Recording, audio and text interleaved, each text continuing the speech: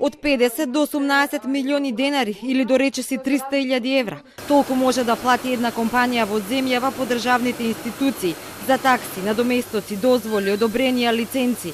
Бизнисот алармира дека скриените давачки се преголем товар за стопанството и бараат итна реформа и нивно намалување.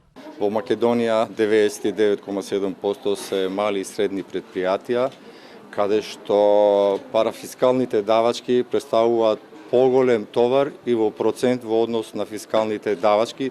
Тие најчесто надминуваат дупл износ од она кој што компаниите го плаќаат за даноците на годишно ниво. Значи, тоа знае да е навистина значителен трошок за компаниите и е нешто кое што е потребно подитно да се адресира, да се направат реформи. Компаниите најмногу се жалеле на тоа што 2 пати плаќаат за исто, односно плаќаат и здравствено осигурување за работникот и секој 18 месеци за систематски преглед.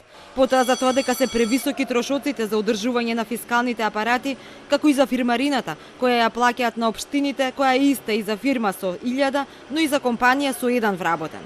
Од Институтот Finance Think пак кои ја праве анализата, велат дека некогаш времето за менаџирање со овие скриени давачки е многу поголем товар за компаниите и од финансискиот. 86% од поднесоците се уште се поднесуваат на писарница, шалтер или архива. Многу помалку се оние кои што се дигитализирани електронски се поднесуваат. Непостојањето на централно тело кое што би ги координирало парафискалните давачки создава проблем.